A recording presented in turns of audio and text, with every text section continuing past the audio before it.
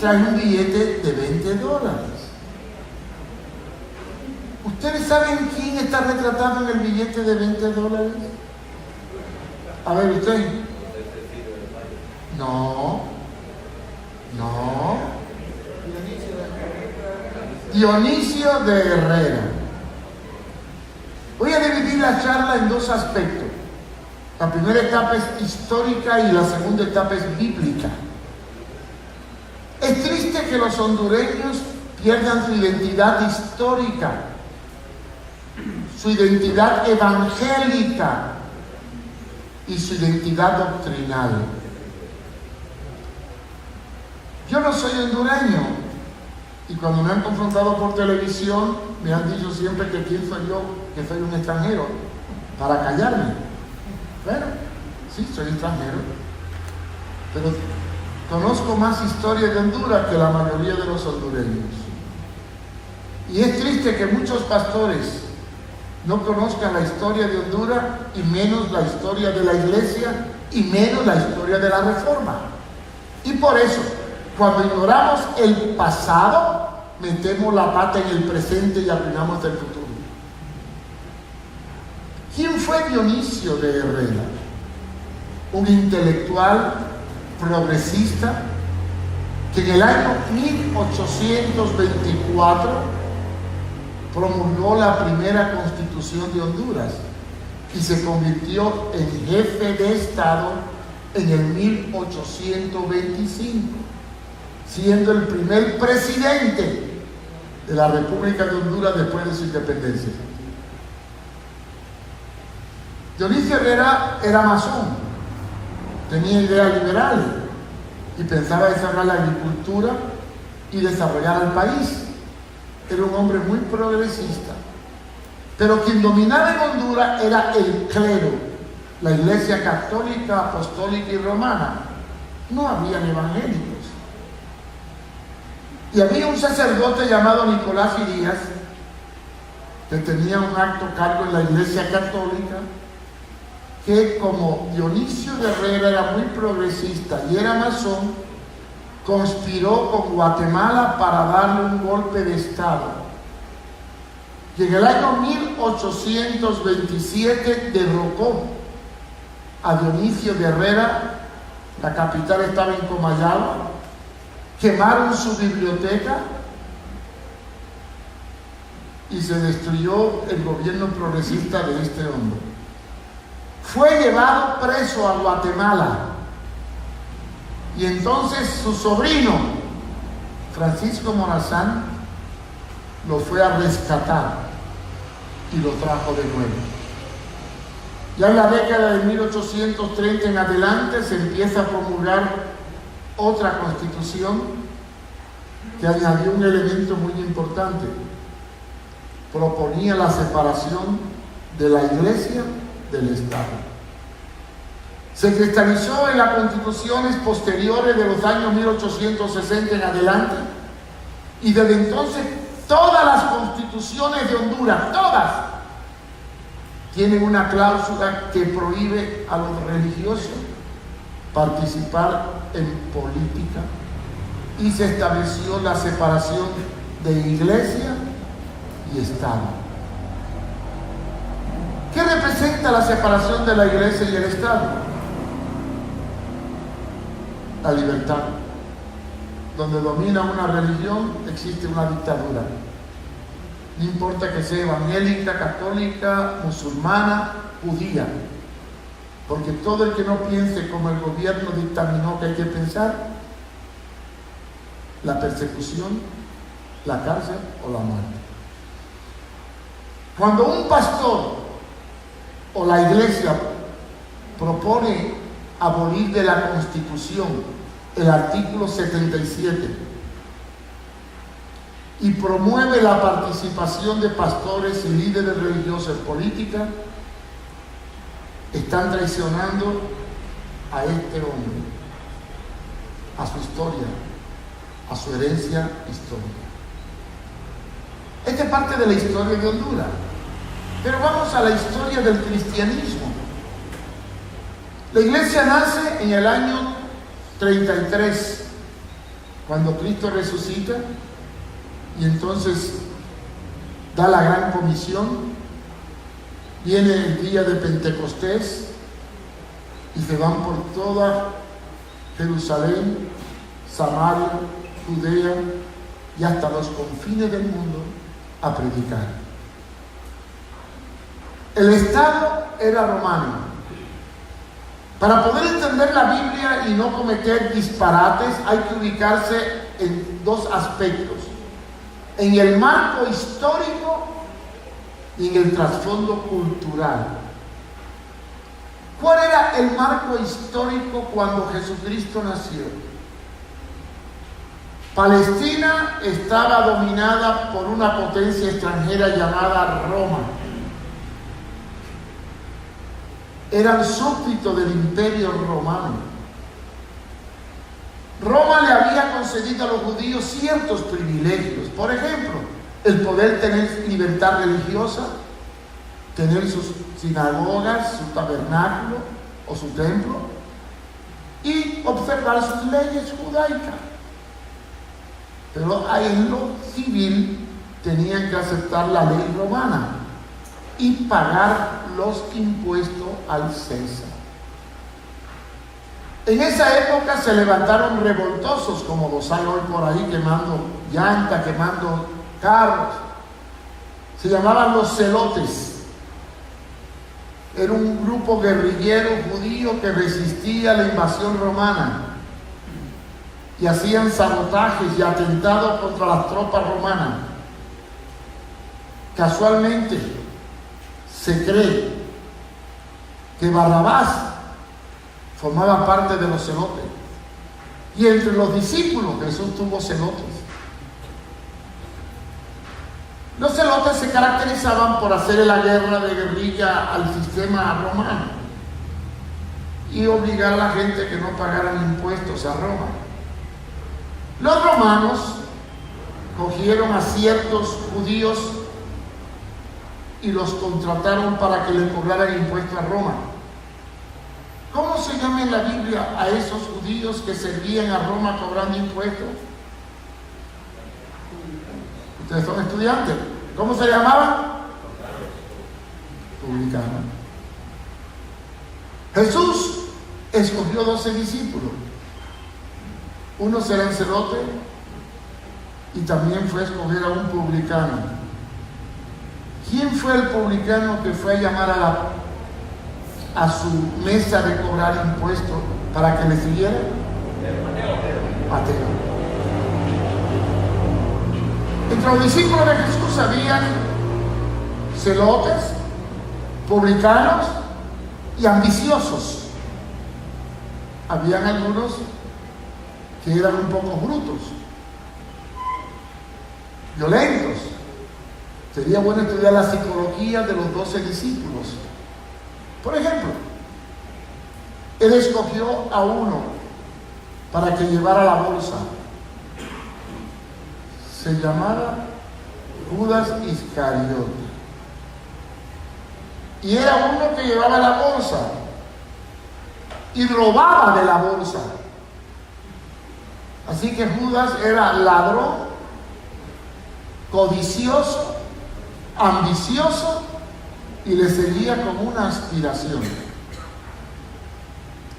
Él quería, cuando Jesús tomara el poder y derrocara a Poncio Pilato y tomara el trono de Jerusalén, que lo hiciera ministro de finanzas. La historia enseña que cuando vio que Jesús entró en un burro y no en un caballo brioso, y en vez de ir a derrocar al procónsul o cónsul Pilato, fue a desalojar el templo y al declarar que iba a ser entregado en manos de pecadores, Judas se decepcionó de su frustración y ambición y terminó vendiéndolo. ¿Por cuánto lo vendió? ¿Por qué lo vendió por 30 piezas de plata? ¿Han investigado alguna vez por qué el precio que pusieron era 30 piezas de plata? Pues muy sencillo. porque es el precio de un esclavo. Un esclavo costaba 30 piezas de plata. Después Judas se arrepintió, devolvió la moneda, pero ya era muy tarde. El Señor estaba siendo entregado en manos de pecadores. Y en su desesperación por la frustración, se ahorcó. Podríamos discutir si Judas se condenó porque estaba predestinado o no, si Judas se condenó porque vendió a Jesús. No, lo que condenó a Judas fue ahorcarse. Porque al fin y al cabo, si ustedes comparan lo que hizo Judas con lo que hizo Pedro, no hay mucha diferencia. Judas lo vendió y Pedro lo negó. ¿Cuál es la diferencia entre vender y negar? Casi por lo mismo. Después nace la iglesia con una comisión. Y el libro de los Hechos nos da la política de la iglesia en cuanto a cómo subsistir en medio de un gobierno corrupto, opresor y abusivo. Pudiéramos hacer varias preguntas. Primero, ¿qué ley jurídica gobernaba en Jerusalén y en Judea? La ley romana. Por lo tanto, existía la pena de muerte.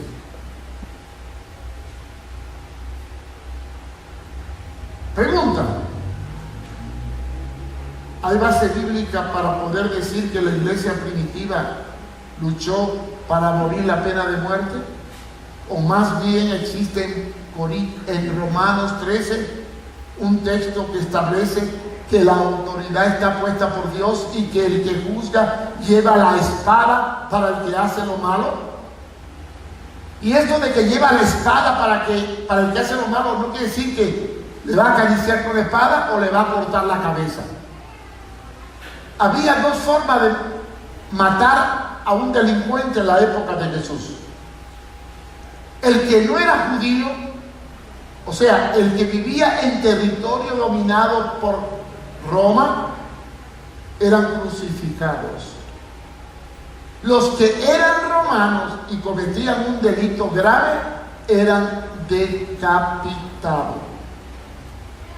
Por eso, el único apóstol de los 12, añadiendo a Pablo, que murió sin ser crucificado o torturado, sino decapitado, fue Pablo, porque tenía ciudadanía romana. En la época de Cristo había esclavitud y explotación. Había explotadores y explotados, como los hay hoy. Jamás la iglesia se pronunció para condenar a los oprimidos hacia los opresores. Y frente al problema de la esclavitud, trazó una política muy clara. Sirve a tu Señor y no como sirviendo al otro. Y cuando quieran saber la política de la iglesia frente a la esclavitud o a la opresión, tienen que estudiar el libro de Filipenses y el libro de Filemón. Filemón es un libro muy importante porque es la historia de Pablo preso en una cárcel en donde cayó también un esclavo que se fugó y le robó a su amo. El criado era Onésimo, cayó en la misma celda o Bartolina de Pablo.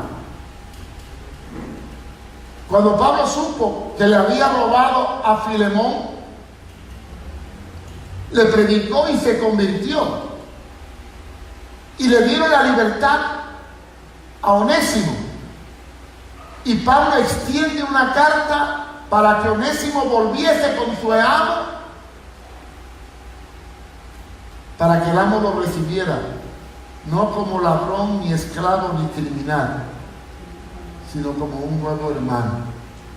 Si ustedes leen bien la epístola de Filemón, van a encontrar un versículo que dice: aquí te envío a este que te fue tropiezo, recíbelo como que fuera a mí mismo, y si algo te debe, cóbramelo a mí, si te atreves, porque tú mismo me debes a mí. En otras palabras, Filemón fue discípulo de Pablo y le devuelve a Onésimo a Filemón pidiéndole que le perdone todo, y si algo le debe, que se lo cobre a él, si se atreve. Este es el espíritu de la iglesia primitiva. No luchaba y establecía clases sociales. Miren qué enseñanza más linda. La palabra más importante de la Biblia es diácono. No existe la palabra episcopal o clerical, porque clerical es arriba, diácono es abajo. Y Jesús rompió las reglas y cambió los papeles. Si usted estudia bien la teología de Cristo en cuanto al concepto de siervo, van a ver que el siervo es aquel que fue comprado para servir a un señor. Y la parte más baja de un siervo era lavarle los pies a su amo, como el trabajo más despreciado hoy en día es recoger basura. Los que recogen basura se miran como los más bajos, los más pobres, los más miserables. Y Jesús le enseñó a sus discípulos que el que quiera ser el más grande tiene que ser siervo de todos.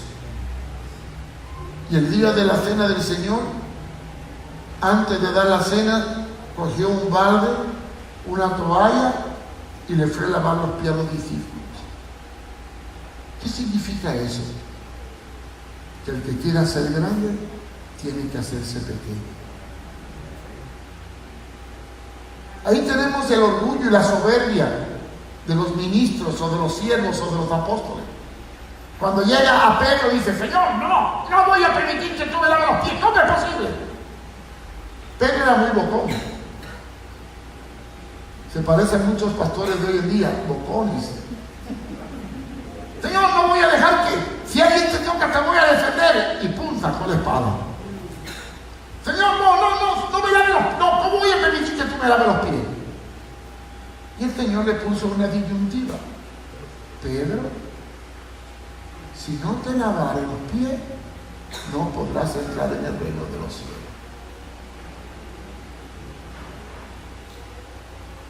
Y entonces Pedro dijo: bueno, Señor, si es así la cosa, si quiere, báñame completo. En el Evangelio no se establece clases sociales, jerarquía. No se promueve rebelión contra el Estado a pesar de que el Estado era opresor. No se lucha contra las injusticias aunque es injusto. No se lucha contra la opresión aunque había opresión. No se lucha contra la desigualdad aunque había desigualdad. ¿Qué contraste? El esclavo tenía que servirle al amo en la casa, pero cuando el esclavo y el amo se convertían, el amo le tenía que lavar los pies al esclavo en la iglesia. Eso es el principio del Evangelio. El amor rompía todo.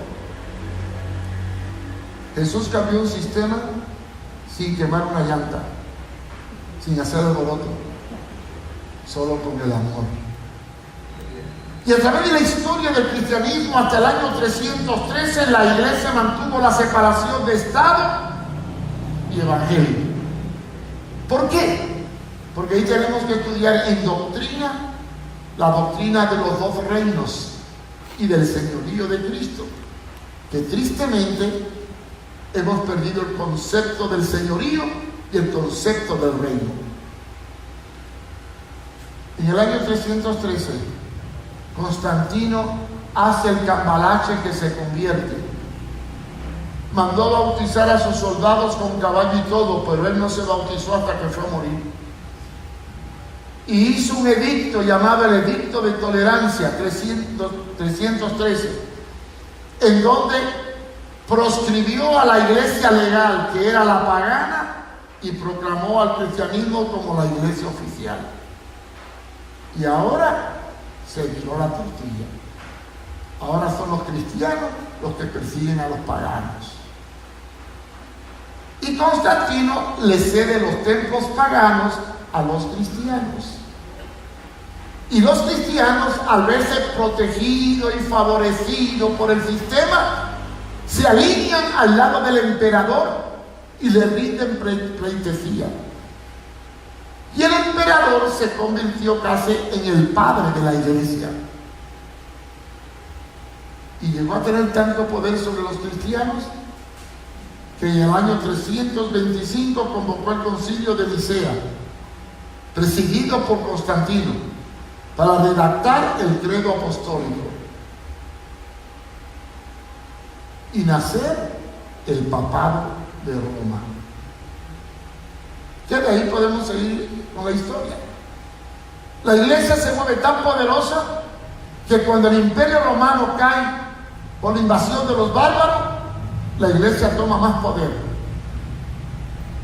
Y cuando su poder se extiende por toda Europa entre los años 1000 al año 1500, todos los países europeos eran gobernados por reyes que tenían que tener el beneplácito del Papa para poder reinar. Y la iglesia, a través del poder de los reyes, iniciaba persecución, cruzadas contra los herejes. Y en España, que vivían juntos 3 culturas, yo viví en España 12 años, en Córdoba, la ciudad donde vivían, que fue sede del gobierno de los musulmanes, de los califas. Allí vivían judíos, musulmanes y cristianos en paz, hasta que el radicalismo del catolicismo desencadenó la persecución contra los judíos y contra los que no aceptaban el poder de la Iglesia católica y contra los musulmanes. Hubo matanzas, se hicieron las cruzadas. En el nombre de la cruz se mataron a miles. Primero a los musulmanes, después a los judíos, que le llamaban cerdos o marranos. Y muchos judíos, para poder vivir en España, tuvieron que cambiar el nombre y hacer católicos. Y eran católicos por fuera, pero judíos por dentro. Y había una dictadura de la iglesia sobre el Estado, a tal grado que cuando unos científicos en Francia dijeron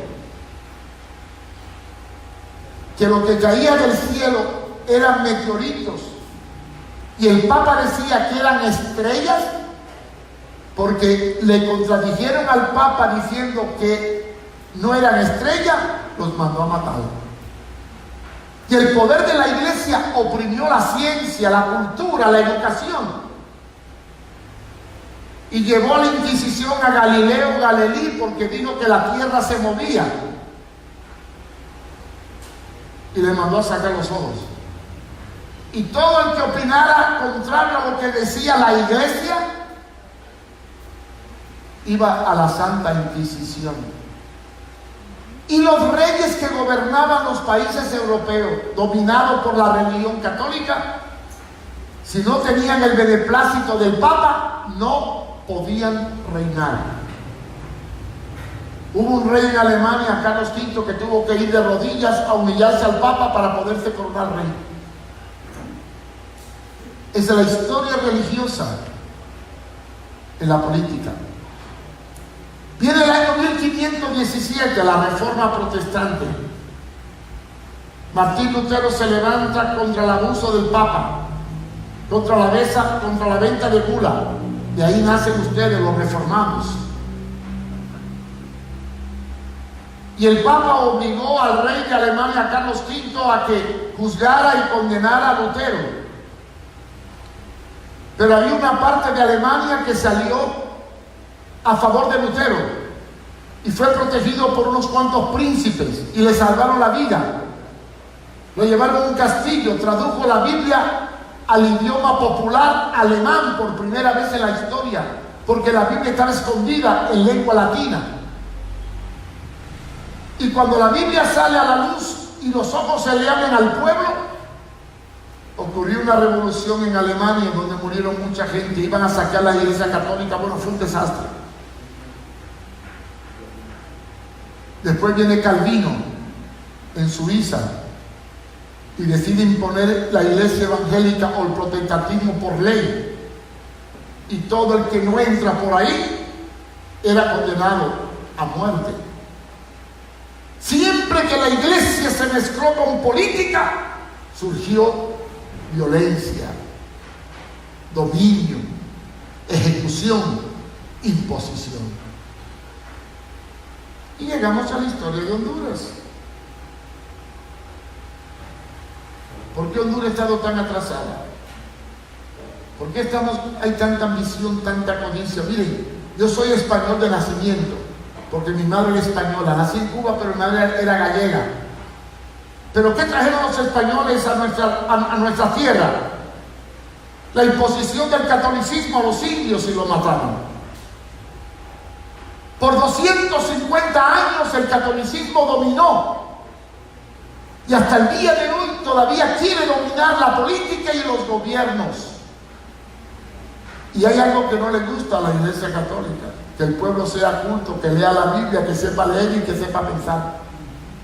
La superstición, la ignorancia es la mejor aliada de la esclavitud. ¿Qué ocurre en Honduras ahora? ¿Por qué hay tanto adulterio, fornicación, explotación, latifundios? ¿De quién aprendimos esta cultura? De los que vinieron a conquistarnos. Mantenemos a la gente engañada con ídolos, con mentiras. ¿Cuál es el arte de la política en Honduras? El engaño y la falsa promesa, la ignorancia, la incultura, la explotación. Cuanto más ignorante sea un hombre, más fácil presa del engaño es. Y cuanto más ignorante sea un evangélico, más fácil presa del diablo es.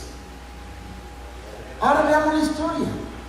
¿Qué pasó con los países que abrazaron la reforma protestante? Alemania, Suiza, Holanda, Noruega, Suecia, Finlandia, Islandia, Inglaterra. Se liberó la ciencia, se liberó la educación, empezó a reinar la justicia, originó la Revolución Francesa, la libertad de expresión, la libertad de culto. ¿Cómo nacieron los Estados Unidos de Norteamérica?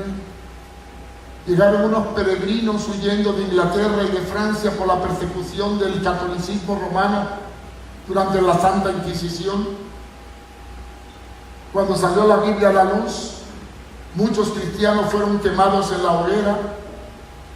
Muchos tuvieron que salir huyendo de Europa por la intolerancia religiosa y llegaron a las costas de los Estados Unidos, de Filadelfia. Llegaban con sus familias a buscar libertad, a trabajar las tierras, a enseñarles la palabra, a educarles, y hoy es una potencia.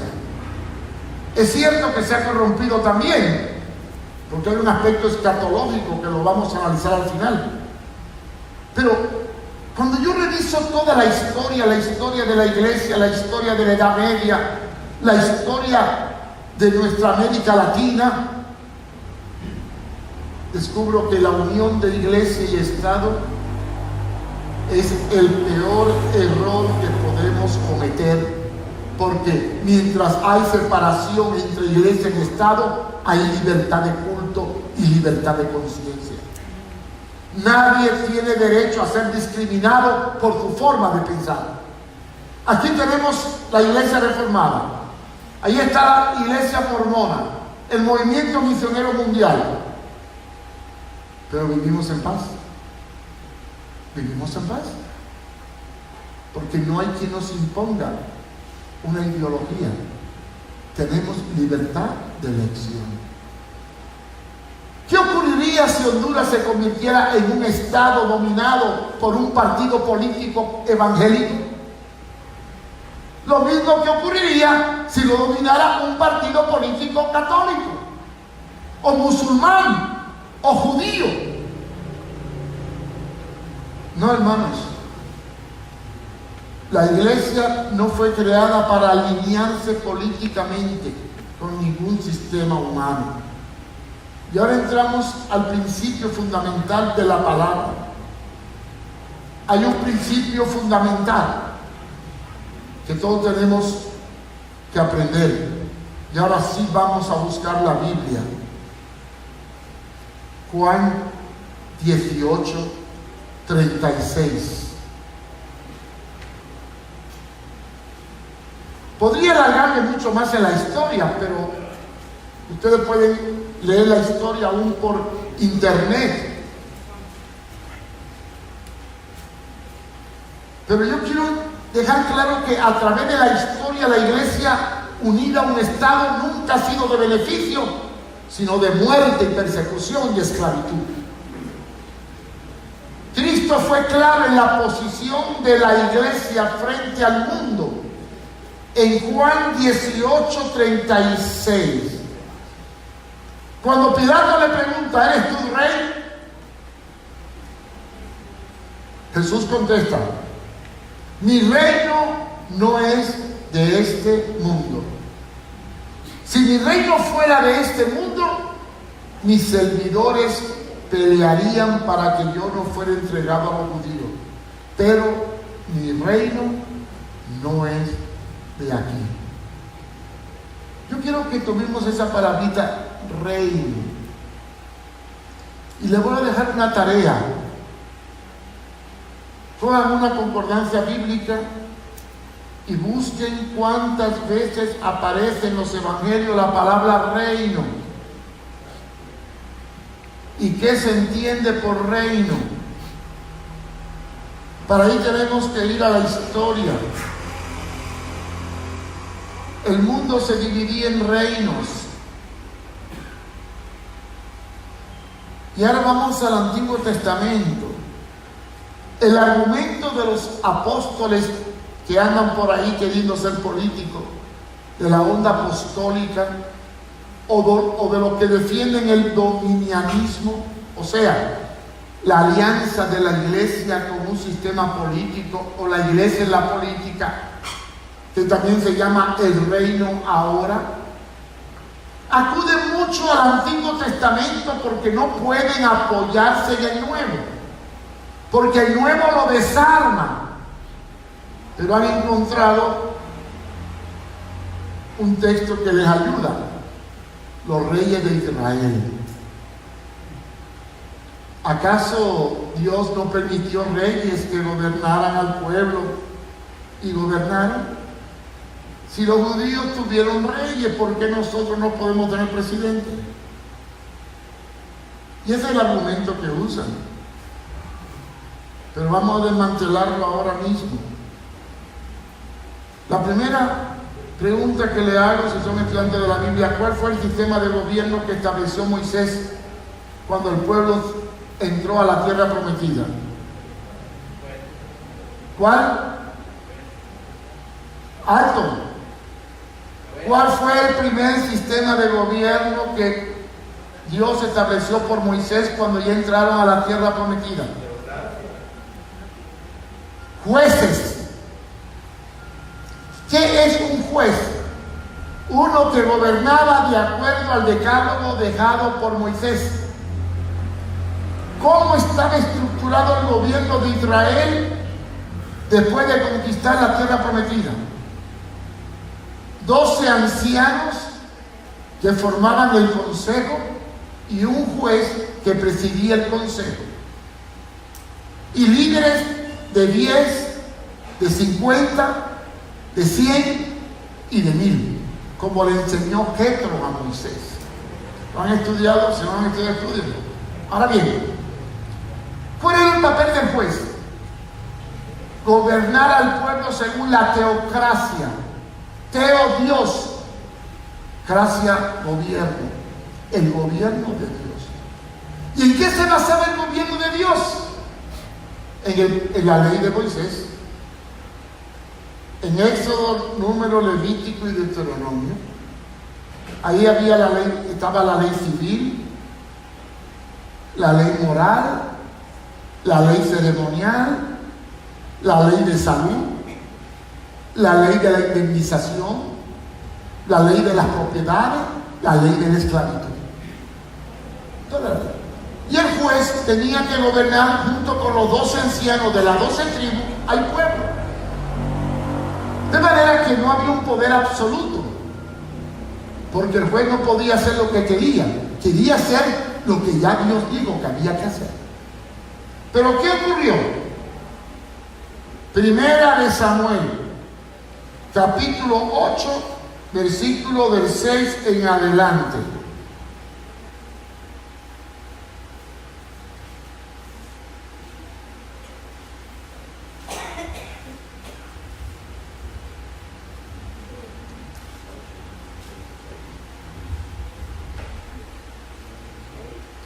Primera de Samuel 8, 6 en adelante.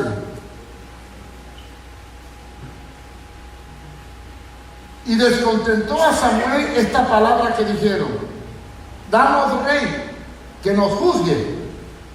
O sea, el pueblo no quería seguir con jueces, quería vivir imitando a los demás. Danos reyes que nos juzguen. Y Samuel oró al Señor.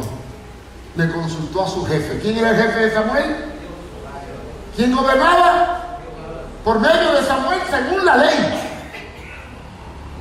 Y le dijo el Señor a Samuel: oye la voz del pueblo en todo lo que te dijeren, porque no te han desechado a ti, sino a mí me han desechado,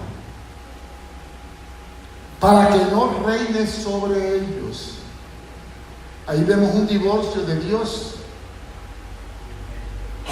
Conforme a todas las obras que han hecho desde el día en que los saqué de Egipto hasta hoy, que me han dejado y han servido a dioses ajenos, así hacen también contigo. Y les dice: adviértele todo lo que le va a pasar cuando lo gobiernen los reyes. Le van a coger las mujeres, le van a mandar los jóvenes a la guerra, le van a diezmar, le van a quitar dinero, les digo todas las barbaridades que comenzó a ocurrir. Y miren, quiero terminar esta parte haciendo alusión. Muchos dicen que el rey David fue el mejor rey, y Salomón. No digo yo que no fueron buenos. Pero cuántas barbaridades hizo David. Mandó a matar al capitán para quedarse con su mujer. ¿Y por qué dicen que conforme al corazón de Dios? Porque aunque David hizo poca vergüenza, era sincero y se humilló. Pero Saúl, ¿qué? El primero, desastroso, endemoniado. Y Salomón, todo el mundo lo admira porque era inteligente, pero fue el rey más corrupto, tenía más de 1000 concubinas. Se apartó de Dios. A lo último reflexionó y escribió el libro de Eclesiastés, que no es nada más que el reflejo de su experiencia apartado de Dios cuando el rey se apartó de lo justo y de lo recto. Y después, que encontramos a todo lo largo de la historia de Israel. Segunda de Reyes 8:18. Y anduvo en el camino de los reyes de Israel, como hizo la casa de Acab, porque una hija de Acab fue su mujer, e hizo lo malo ante los ojos de Jehová. Vayan al 27. Anduvo en los caminos de la casa de Acab, e hizo lo malo ante los ojos de Jehová, porque era yerno de Acab. En el 13:2, e hizo lo malo ante los ojos de Jehová. ¿Y para qué contarle ahí cómo hicieron lo malo ante los ojos de Jehová? En el Segundo de Reyes 13:11, Segundo de Reyes 14:24, 15:9, 15:16, 15:24, 15:24. Todos hicieron lo malo ante los ojos de Jehová. ¿Y cuál fue la consecuencia de esos reyes? Cautiverios, castigo, invasión, primero por Sennacherib y después por Nabucodonosor. ¿Cuál fue la consecuencia del gobierno de los reyes? Desastre, corrupción y cautiverio. Y quieren tomar el modelo ese para justificar la iglesia en la política. ¿Qué argumento? Dígame qué rey fue justo y recto. Uno más o menos, ahí David y Salomón pasaron la prueba, pero ¿y los demás qué? no introducieron ídolos, corrupción y maldad. Busquen en sus Biblias cuando puedan en la concordancia, e hizo lo malo, y van a ver que aparece una lista tremenda de reyes que casi todos hicieron lo malo. Empezaron bien, pero el poder absoluto corrompe absolutamente.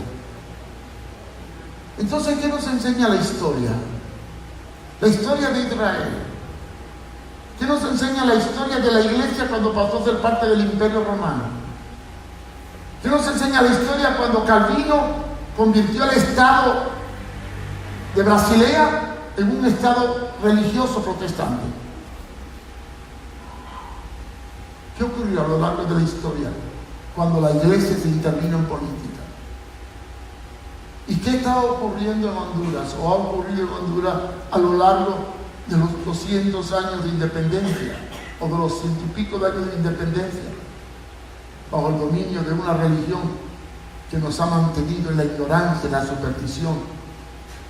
Todos los gobernantes han sido católicos y todos han sido corruptos. Y cuando un evangélico se mete en política siendo pastor, está cometiendo una traición doble. Traiciona la historia de Honduras, traiciona la historia de la iglesia y traiciona la palabra de Dios. Amén. Vamos a hacer un receso de 15 minutos.